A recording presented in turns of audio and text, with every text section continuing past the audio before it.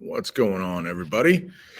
Hope you're doing well on this Monday morning. Hope you had a good weekend. Maybe you watched a lot of football like I did yesterday, but back at it today. We have some kind of assembly, for PBIS. We'll see how that goes. Into the second quarter, halfway through the year already. So, and like I said before, the second half of the year goes really quickly. So, got some vacations thrown in there, stuff like that. So, it'll be over before you know it. But today, what I want to do is reread Soda's a Problem, but because the last time we read it, it was a snow day. Only 15 people watched it. And I heard from some other people that when you're at home, it didn't work.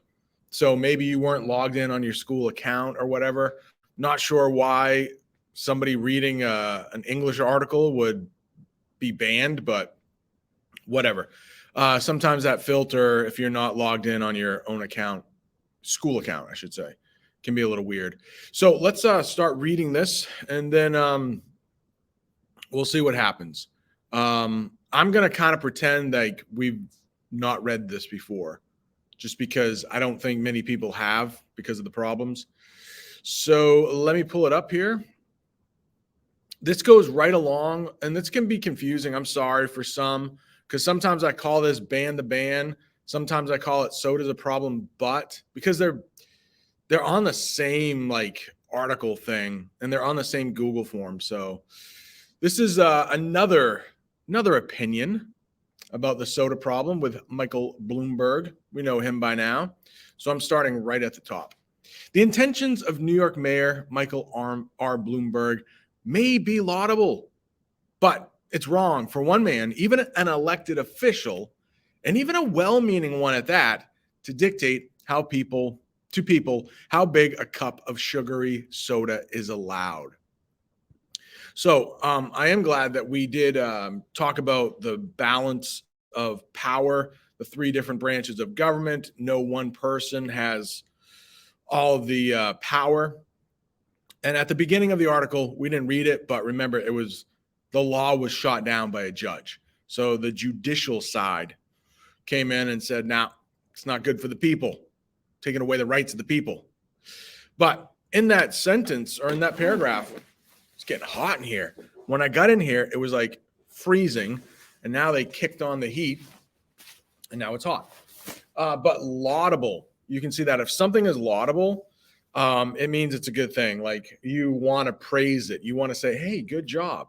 So this author is saying, like, it's a good thing that Mayor Bloomberg is trying to keep people safe, but the way he's going about it, it's not a good thing.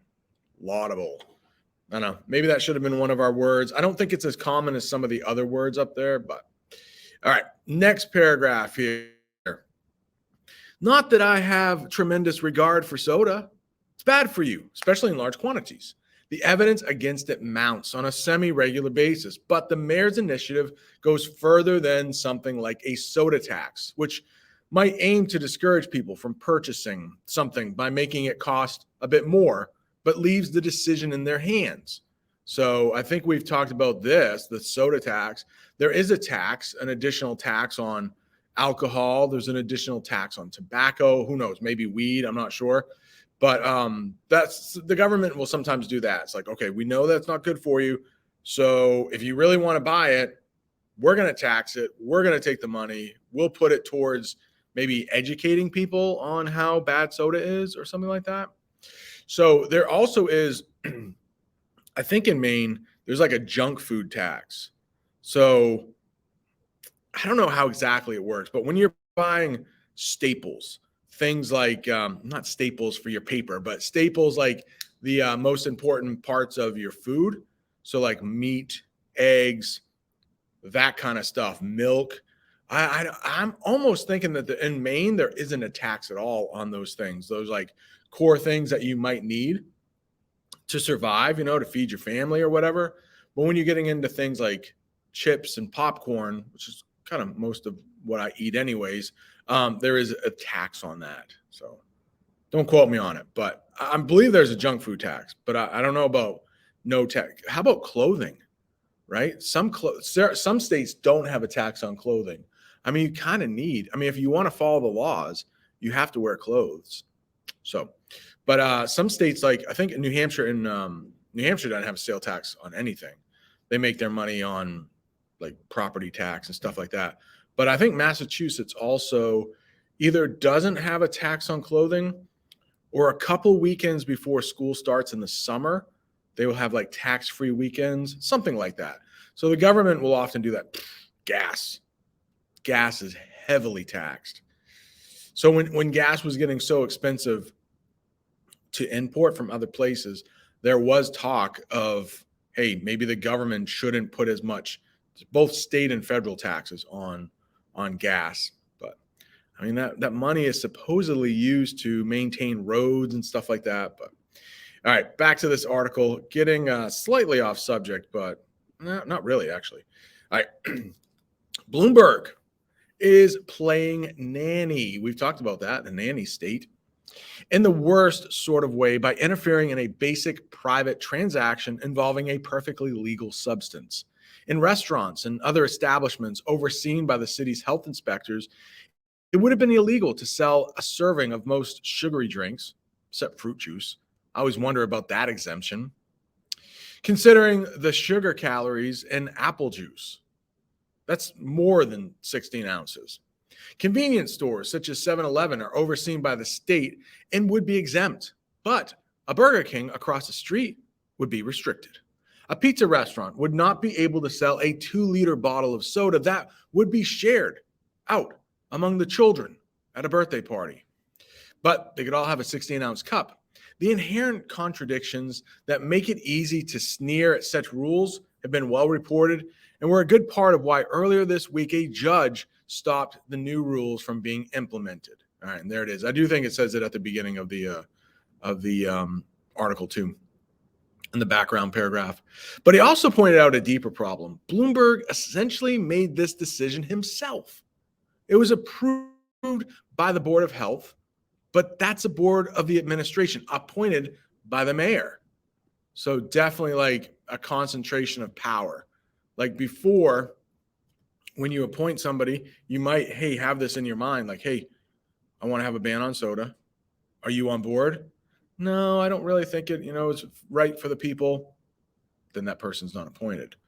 So that's maybe, I don't know how it works in New York City. Seems like he might be able to appoint it without any help. Remember when we watched last week, any judges that are appointed, any even cabinet members. We didn't talk about cabinet members, but they're part of the executive branch. So those are the people that help the president. Even cabinet members like the Secretary of Defense, they have to be approved by Congress. So the series of checks and balances is real in the United States, and it's worked well for quite a while. So if anybody has any questions, comments about that, but I think we did enough of that on Friday, right? Back to this article here. Almost done. Just a couple more paragraphs here. That was an overreach that thwarted the system of checks and balances, according to the judge. The separately elected city council would have to approve the law. So for that, the city council, it seems like they kind of act as like Congress does at the federal level.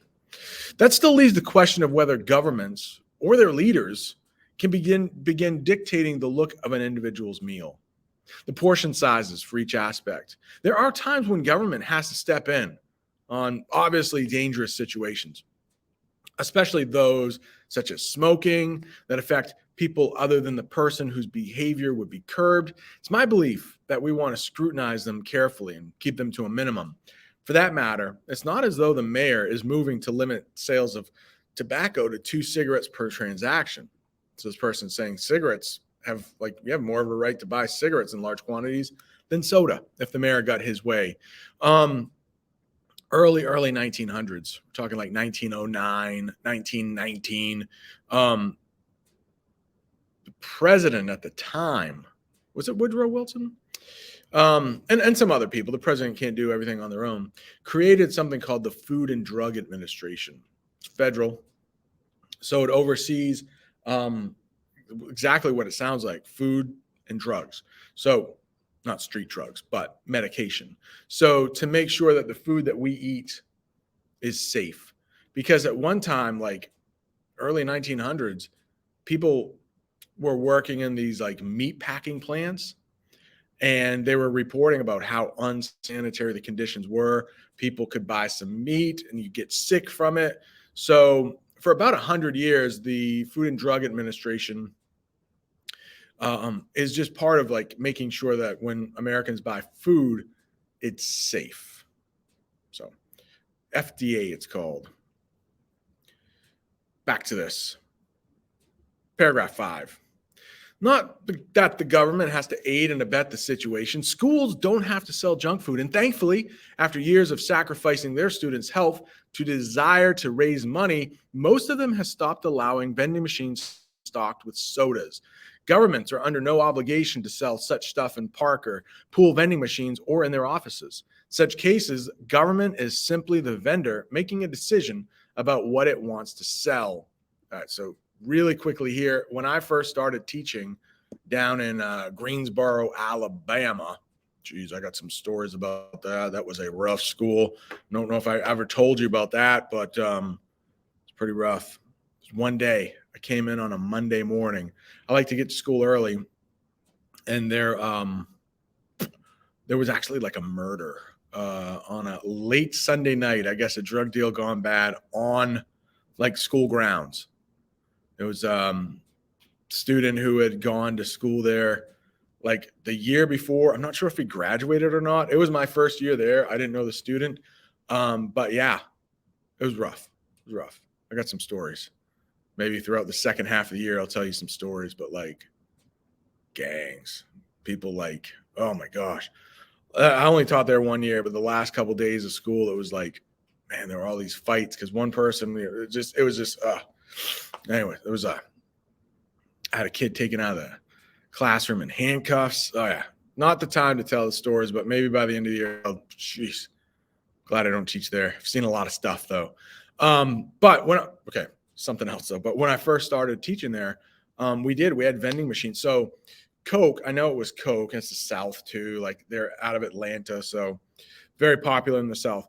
Coke paid the school district a certain amount of money, right? And so the school got scoreboards for the football team, basketball team, these really nice new scoreboards. In the front of the school, there was a nice sign that said, "Welcome to Greensboro High School." But everywhere there was a scoreboard or sign that they bought, there were advertisements for Coke. And then in the vending machines, they had to have Coke products. And I think at the time it was like Coke. You could buy Coke or whatever else they make, Dr. Pepper, 7-Up, stuff like that. And I think eventually, I mean, I was only there 1 year, but when I moved to Maine, instead of like, you don't see it anymore, but instead of like having Coke in the vending machine for a while, they would have like Dasani, because Dasani is a Coke product. And now I'm not sure I don't think they have you don't see any advertising for Coke around the build. I think it's illegal in Maine for that to be done, but it was a good way for the school to get some material that they needed. And then also Coke would get like free advertising. Anyways, let's finish this thing up. We are almost done. 2 paragraphs here. I don't buy the argument that people are helpless in the face of sugar, and it's better to have the government rather than the corporations dictate their behaviors. People are so helpless against soda. The mayor's edict, we had that word before, edict, would be even more meaningless because people would simply buy 2 16-ounce cups. But people are not helpless. And it's worrisome to promote a philosophy that infantilizes.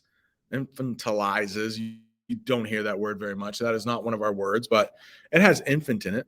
So it's a verb meaning making somebody an infant. The individual. The public is simply ill-informed. It takes a while for people to become aware, but they do, and they react. Soda consumption is already slipping nationwide. I would argue that the same could be said for vaping. Vaping is rather new. You know, I think teenagers, for a while, they were like, yeah, smoking's bad. And then this thing comes along called vaping, and then everybody starts doing it. So hopefully in the next 10 years or 20 years, there will be enough education out there and people like, oh yeah, vaping is bad. So hopefully that'll, once you're addicted, it's whatever.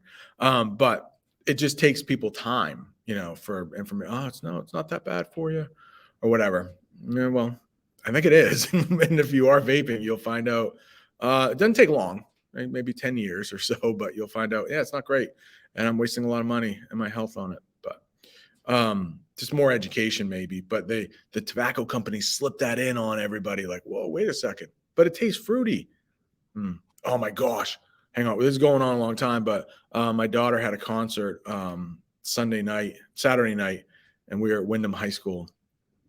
And these people came in late, but they sat like 2 seats away from me. And I could tell this guy had been smoking tobacco. So nasty. I was getting a headache. My wife, who was sitting on the next seat over, she was also getting a headache. It was like so bad. I don't know how much that guy smoked. But anyways, last paragraph here, right?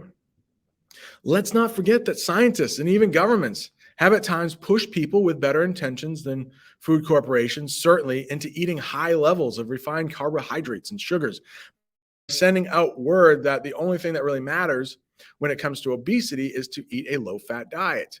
So yes, all the time you hear of this new diet backed by science. And in fact, it's not good for you.